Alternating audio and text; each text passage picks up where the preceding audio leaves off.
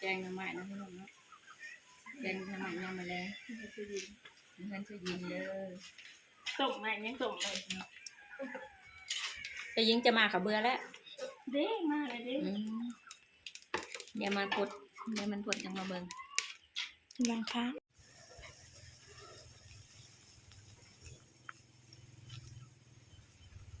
แก่จะเอาดูที่ไหนเพราะว่าไปเห็น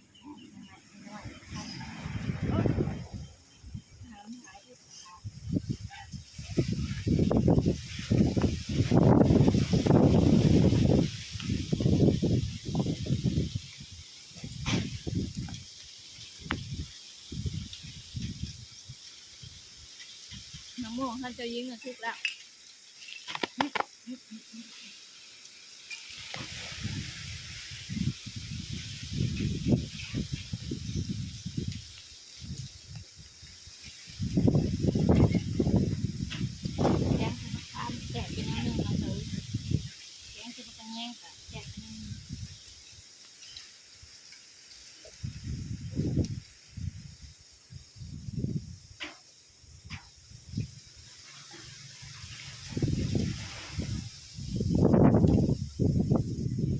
ลมดีแท้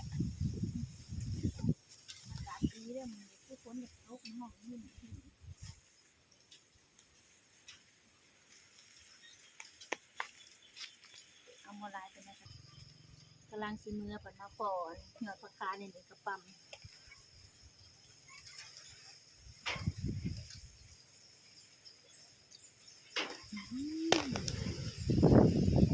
แซ่บกับตำกับแซ่บพี่น้องแกงหน่อไม้กับแซ่บใบยานางกับเฮือนสยิงเพิ่นปลูกไว้เนาะเก็บเอาอยากแกงหน่อไม้บัดได้แล้วมาเก็บเอาไม่ทันอยากงานพันได้สำหรับแต่ว่าบุมียานางถ้าจะบริการยานางเลยมาเรียนเราดูแลแล้วนั่นนี่แหละเราดูคนกับตีเขากำหนึ่งบ่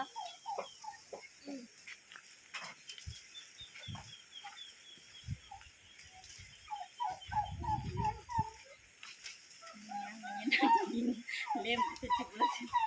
พอนะกำหนึ่งน้ำหมันบลายพี่น้องเฮือนสยิงเพิ่นตำกระเบือนตำกระเบือที่แกงมาใหม่โคกเพิ่นก็น้อย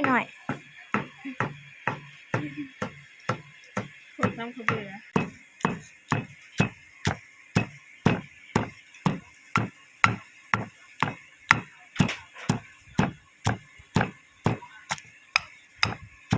พวกไม่สิแตะมันน้อย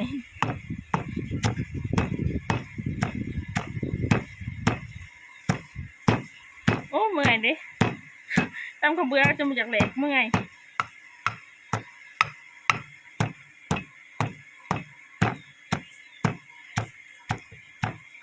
เชื่อหนูไปตำเตียนอยู่บ่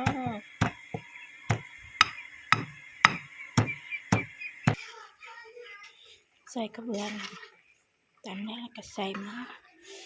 โอ้เฮีย ทุกร้อยโพดนี่โคกมันน้อยโพด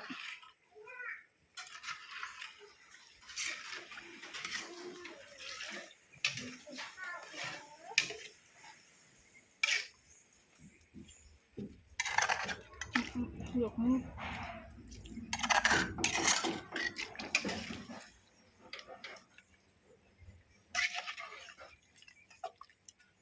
สีสัน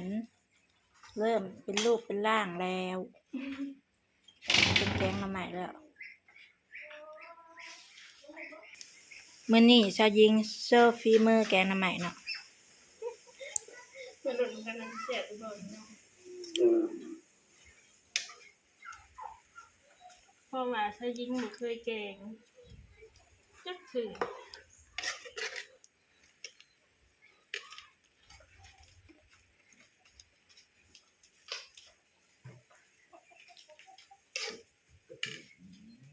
เสร็จเสร็จแล้วเสร็จแล้วเสร็จลายมาถึงเสร็จแล้วเสร็จลาย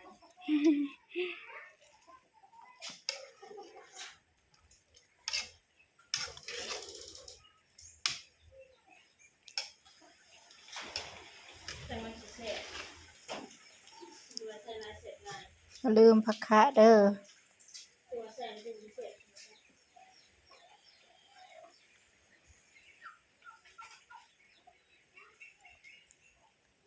จะเป็นผักขยงแห้งนะพี่น้องผักขยงแห้งจากไว้ฤดูนี้มันจะได้ใช้ผักขยงแห้ง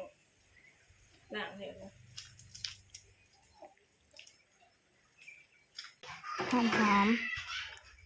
ใส่ผักคะแล้วก็จบโปร่งโลง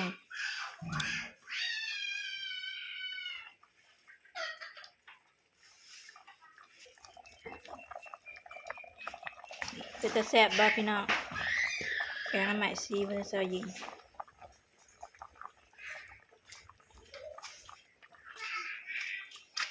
ปิดท้ายด้วยผักคะคนไทยเอิ่นผักชะอมเด้อเนาะภาษาลาวเอิ่นผักคะ กินแห้งขนาดมองค่ะ จะยิงมาผักคะไปนะ มองค่ะเลยโย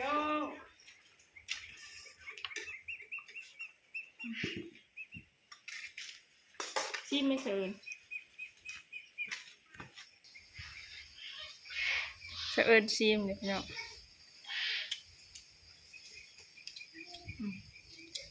แซ่บบ่อัน ใส่เยี่ยม เผ็ดอยู่ เติมสบายดีทุกคนเมื่อนี้มากินแกงน้ำใหม่อยู่เฮือนสยิงเนาะอยู่ห่มม่วงเย็นๆบรรยากาศเย็นๆยามแรงนะทุกคนมาเด้อกินแกงน้ำใหม่ยามแรงเด้อฝีมือสยิงได้แซ่บ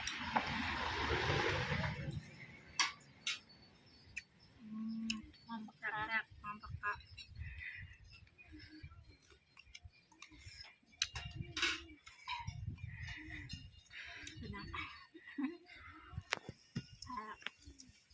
มาหน่อยได้แซ่บป่ะ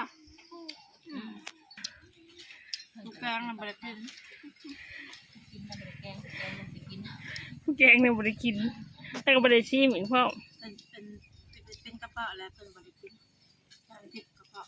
บัดกินผัดบ่ได้แกงบ่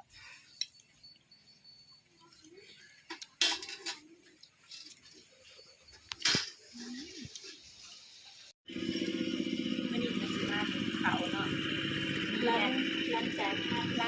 มาไปกินแกงใหม่แล้วก็สิมาถึงเขาเนาะดังขึ้นพี่น้อง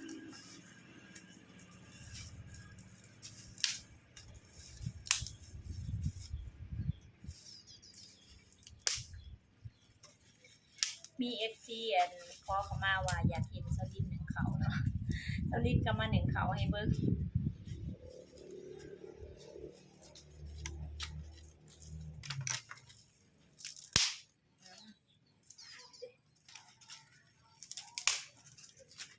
ดังปืนเรื่องดังปืน น้ำไฟเป็นเขาทำมาไปเล่นเขา เขาน้ำ มาหน่อยมาหน่อย แนวอ้อยจะแม่นทุ่งยาง มาหน่อยชายิงสื่อปานุตุน ลูกหนูตุน หอนหอด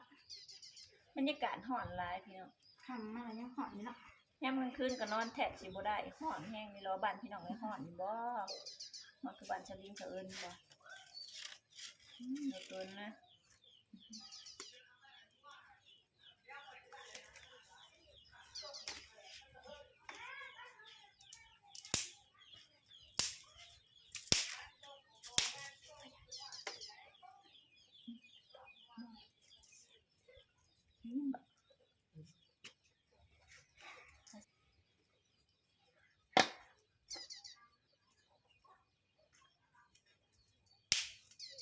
ดังฟืนกับดังถ่านก็สิต่างกันอยู่เนาะพี่น้องเพราะว่าดังพื้นนี่ค่ะต้องได้นั่งเฝ้าตลอดจนชุกค่าดังถ่านในข้างไว้ถ่าแต่ช่วยเนาะพี่น้องเนาะ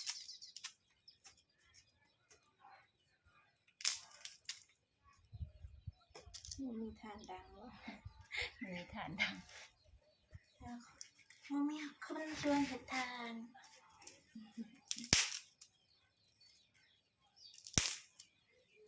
มาเฮ็ดทานซอยลิ้นเลยเด้อซอยลิ้นบ่มีผู้พาน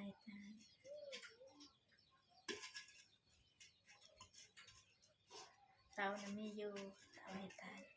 เรา แต่ จะ พอ ทำ มีเพิ่นลง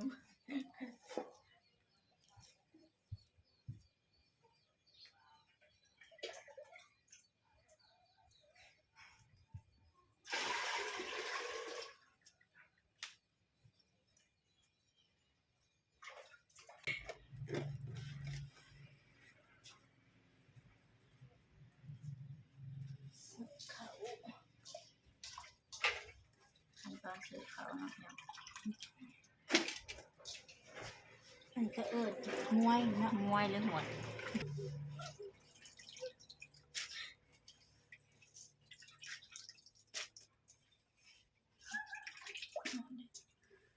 ชมผมแก้ไปหาหน่อไม้อยู่กึ่งเยอะยังค่ะทำมาหอดกัน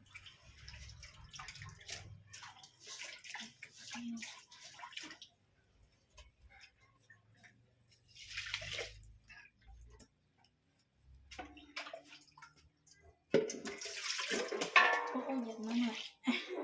เหยียบลูกเสือยิงหายเด้อ โอ้ยอันหน่อยมากหอดเยอะ หอนในฝนตกมาน่าจะสิเป็นยังอื่น เห็นแต่ปากสลิดกัน เราสูงโอ้หิวมาเป็นเนี่ยเบิดเลยไปกันต้องนั่งขาวพื้นป้อนใส่จนชุกคนแรกจังสิได้นี้แต่เตาได้ใส่ลายก็คือผ้าอย่างไหมหัวลำบากน้ำพื้น ปวด ลำบาก มวย หวดบ่เชิญหวดน้อยมวยบ่เชิญไปเอาฟืนมาให้คอยเนี่ยมันอยู่ในหันมันเป็นฟืนเป็นแน่แล้วก็สินานเบิดแน่เวลาเฮาอ่ะดังอันนี้ฟืนดอกดังข้าวเดียวแล้วมันก็เบิดพี่น้องกินข้าวแรงกับยังมื้อแรงสลินน่ะเจ้าอันยิงเพิ่นนั้นแบ่งน้ำใหม่มาให้ถ้วยนึงสิกินน้ำใหม่ได้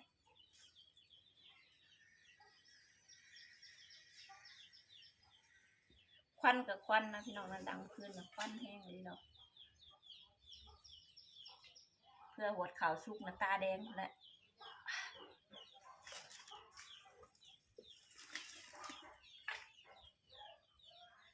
ใส่เสือไปเก็บฟืนให้สลินฮอนไว้อยู่ในรังบ้าน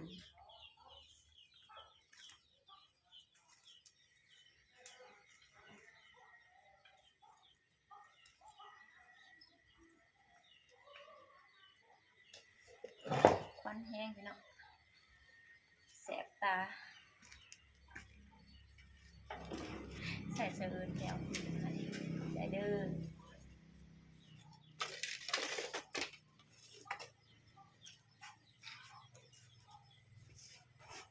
นั่งเป่าหดเขายัง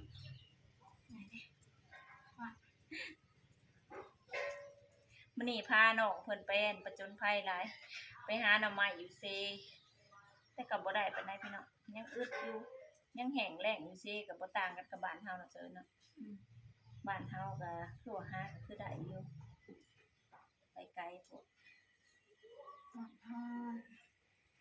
บ่แม่นหยังดอกสิไปนะอย่าไปเล่นน้ำ อยากไปเล่นน้ำคลองพาน้องเพิ่นไปเล่นน้ำ เป็น คลอง เกาเด็ดละมุนคือเป็นตะม่วนเลยไปเบิ่ง มานี่โอ้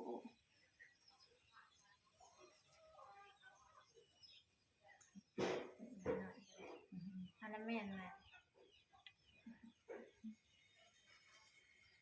อันนี้ก็ลูกสาวลิงอันก็น่ารักน่ะเดี๋ยวเห็น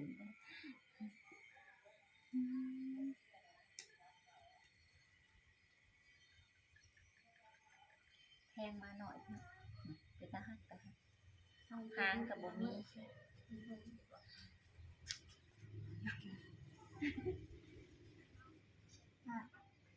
หอนลายพี่เนาะอยู่บ้านนะหอนยามกลางคืนกับบ่เป็นบ่อนอยู่บ่อนนอนก็โอ้ยหอนแห้งพี่เนาะ อาบน้ำ30 เทื่อถึงได้นอนได้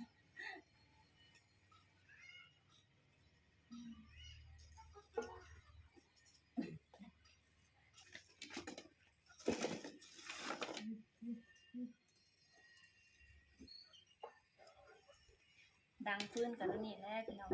ลำบากนั่งอยู่นี่แหละจนสุกพุ่นแหละจังเป็นไปเฮ็ดอิหยังก็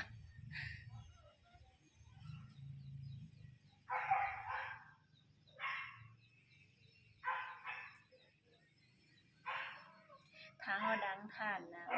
ขาดแต่ช่วยเอาเนาะเวลาขาดแล้วก็กล้าว่าสุกแล้วมันมาช่วยเฮากับมีเวลาไปเฮ็ดอย่างอื่นนะเพื่อเฮ็ดข้าวสุกเพื่อมันสุกก็ได้หลายอย่างแล้วเฮ็ดเวียกกันคันดังขึ้นเฮาก็นั่งขายอยู่นี่แหละเนาะ